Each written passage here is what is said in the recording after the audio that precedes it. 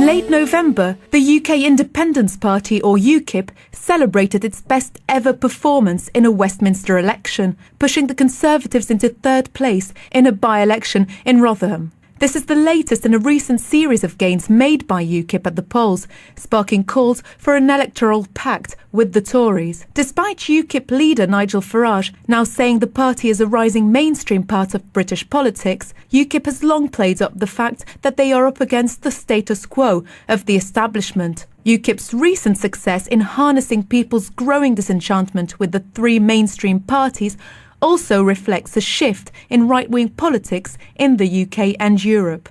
According to UKIP, their recent success in the polls is largely explained by the general public's discontent with the three main parties and mainstream politics in general. UKIP's press officer, Gawain Towler. There is a great deal of dissatisfaction with the old-style establishment parties. They see very little to differentiate between the Conservatives, Lib Dems and Labour. They are the establishment, they are the elite.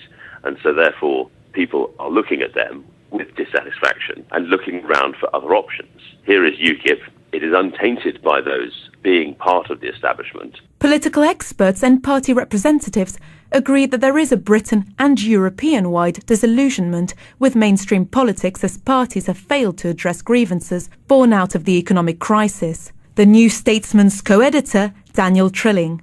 There's a lot for people to be expressing their discontent about in Britain at the moment. There's a lot of discontent over the EU. There's a lot of discontent over the way that the Tories are running the country. And in fact, some right-wingers may feel that they're not being right-wing enough because they're in coalition with the Liberal Democrat. By placing itself outside the mainstream, UKIP is able to harness this discontent. UKIP's original and principal platform was Britain's withdrawal from the EU. Then, their voting base was largely made up of white middle-class people of a certain age. But Gawain Towler says that broadening the scope of their policies has allowed them to reach out to a wider section of the public. You just have to turn up at a UKIP meeting and see that the age range has changed dramatically. It's a much younger group. It's a much more professional group as well. Yes, we are strongest in the 65 and above, and yes, we are strongest in the lower social classes. However, that is changing. UKIP used to be demonised as just about Europe and just about immigration. As people realise we're about a lot of other things too, then our appeal broadens. In the rest of Europe, disenchantment and political polarisation in a context of economic decline has led to a growth in movements aimed at capitalising on grassroots discontent. According to the think tank Demos, these seemingly populist movements are characterised by a greater coordination across national borders. They focus on values sometimes traditionally associated with the left, such as secularism, and exploit xenophobia. In Britain, the only far-right party with any weight is the British National Party, BNP, but it has not benefited from this climate. According to Simon Darby, the former deputy chairman of the BNP, this is largely due to the party's stigmatisation by the media. The BBC, for instance, have a charter that compels them to treat people who've gained a significant portion of the vote with parity with other politicians, but that hasn't happened. Instead, the media have, in this country, the whole establishment have decided that they don't like the British National Party because of what we say is very anti-establishment. So rather than give us a platform to talk about our policies and debate our policies, they've decided to try and put us out of business, basically. Since its relative success in the 2008-2009 elections, the BNP has been so plagued by internal disputes that it is no longer a force to contend with. Furthermore, the party has never been able to shake off the stigma attached to their associations with racist and extremist views. Daniel Trilling again. The BNP has failed to maintain the level of support that it had in 2008-2009. Since then, what's happened is that the BNP have been pushed back by a very successful anti-fascist campaign in Britain. As a result, the party has collapsed. I think the media has quite accurately pointed out that despite them offering policies that on the face of it sound fairly similar to those offered by other parties, underneath it the party is run by neo-Nazis. The English Defence League has also been receiving media attention, but they are not considered a serious political force by the media or political experts. Indeed, they are not a political party, but a far-right, loosely organised protest movement established in 2009 to campaign against what it calls Islamic extremism. Their protests usually draw no more than a couple of hundred people, and according to Robert Ford from the University of Manchester, they suffer from the same lack of organisation and cohesiveness as the BNP.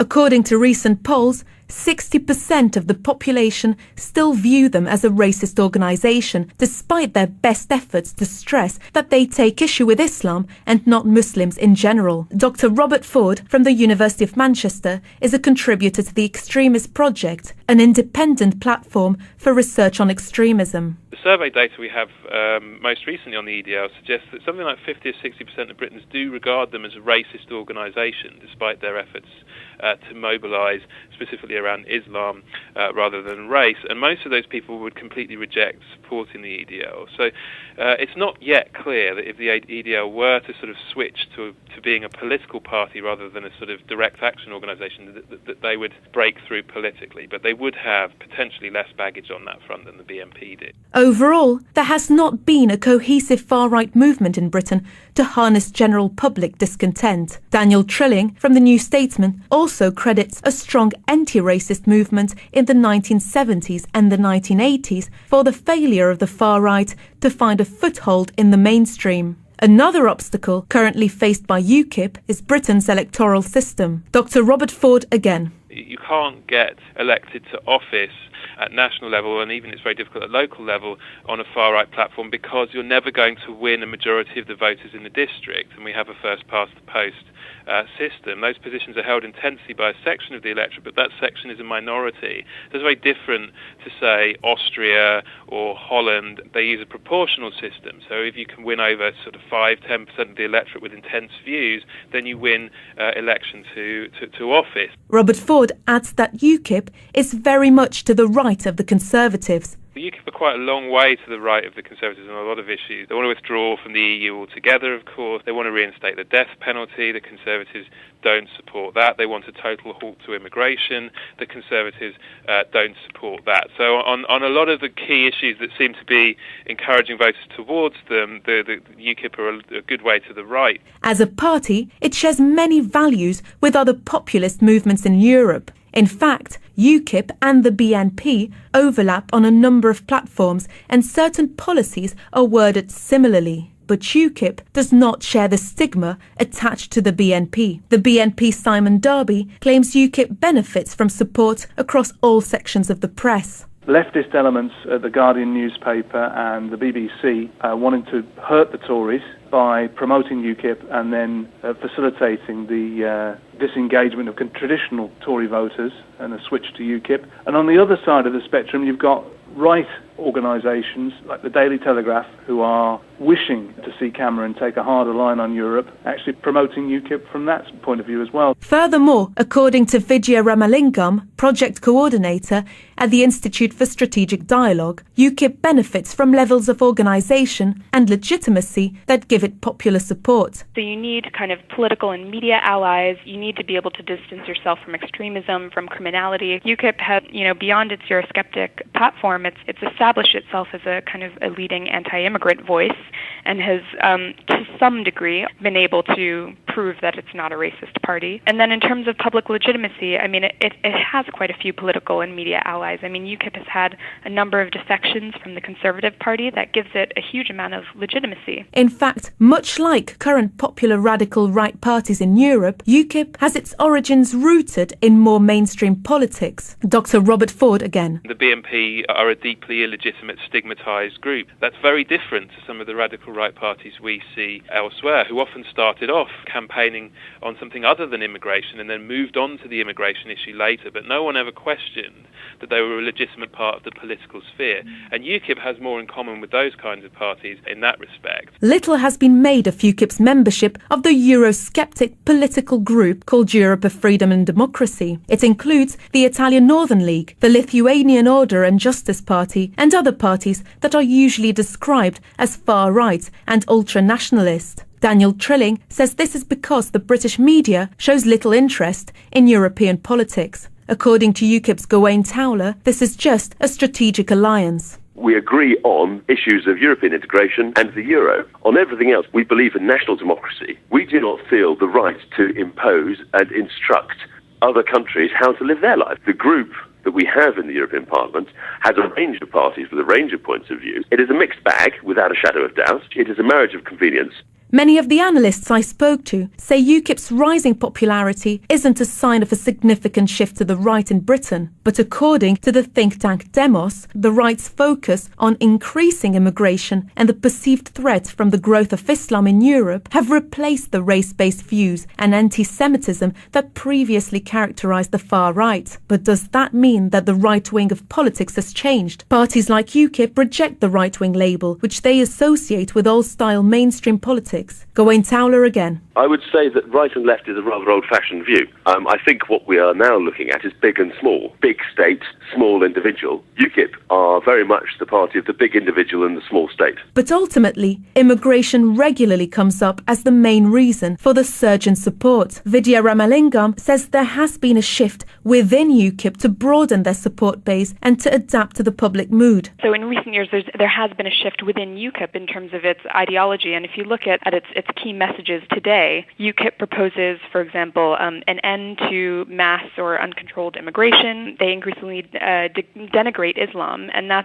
these are all essential messages that the European radical right, if we can call it that, this kind of family of parties and movements that are uniting on similar causes, UKIP has started to adopt a number of those messages. Alp Mehmet, vice chairman of the think tank Migration Watch, says high levels of immigration is an issue that resonates with 70% of the population and is at the forefront of the general public's concerns. Immigration has consistently been one of the major issues of concern to the electorate. It's remained up there with the economy as one of the issues that people believe is sufficiently important for the government to devote attention to.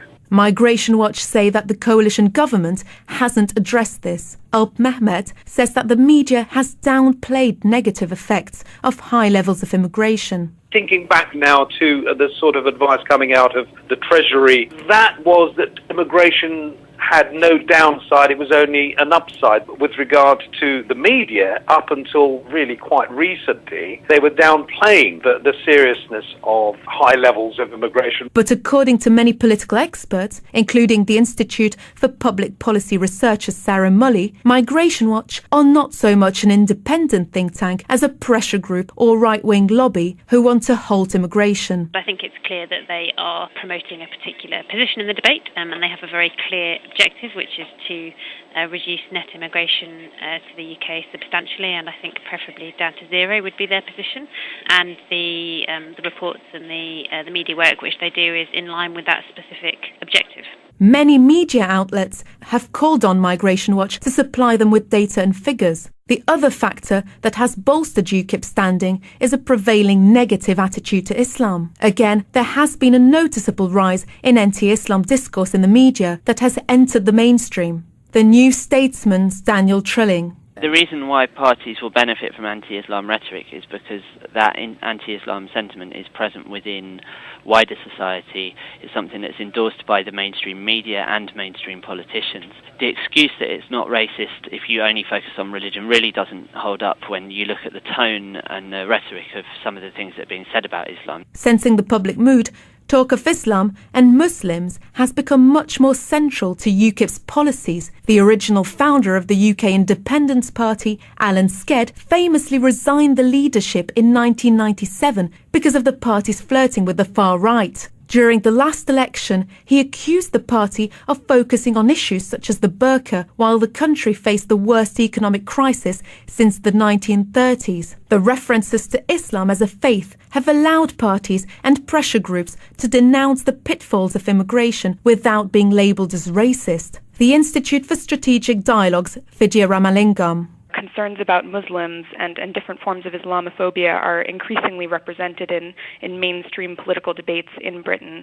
And so it is acceptable these days for parties to pick up on that and to use an Islamophobic political platform and not be accused of being racist. And this has been something that UKIP has also been able to fall into. The British notion of multiculturalism is blamed for encouraging negative views of ethnic minorities. But both Robert Ford and Daniel Trilling disagree and say that the British model has in fact had more harmonious results than other models of integration in Europe, such as the French one. I think actually Britain's approach to a multicultural society has had some notable successes, and one of those is actually allowing people the freedom to worship and the freedom to identify as groups. Vidya Ramalingam says the reason the right have gained from the current climate at the expense of the left is that the latter haven't been able to communicate solutions in ways that resonate with people coping with the consequences of the economic downturn.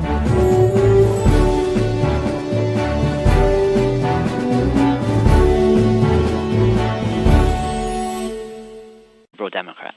By placing itself outside the mainstream, UKIP is able to harness this discontent. UKIP's original and principal platform was Britain's withdrawal from the EU. Then, their voting base was largely made up of white middle-class people of a certain age. But Gawain Towler says that broadening the scope of their policies has allowed them to reach out to a wider section of the public. You just have to turn up at a UKIP meeting and see that the age range has changed dramatically. It's a much younger group. It's part of the establishment. Political experts and party representatives agree that there is a Britain and European-wide disillusionment with mainstream politics as parties have failed to address grievances born out of the economic crisis. The New Statesman's co-editor, Daniel Trilling.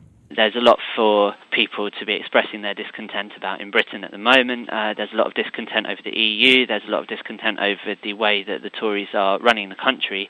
And in fact, some right-wingers may feel that they're not being right-wing enough because they're in coalition with the Liberals. Largely explained by the general public's discontent with the three main parties and mainstream politics in general. UKIP's press officer, Gawain Towler.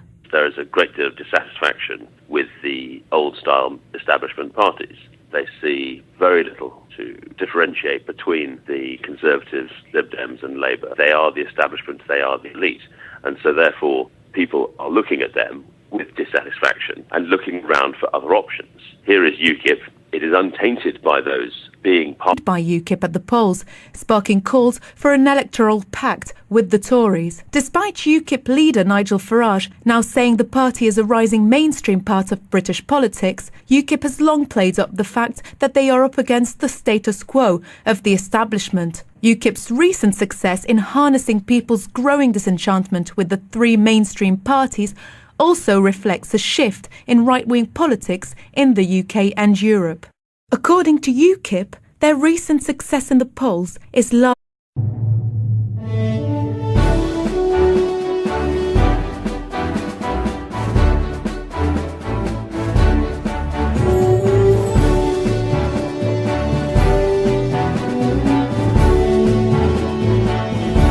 In late November, the UK Independence Party, or UKIP, celebrated its best ever performance in a Westminster election, pushing the Conservatives into third place in a by-election in Rotherham. This is the latest in a recent series of gains made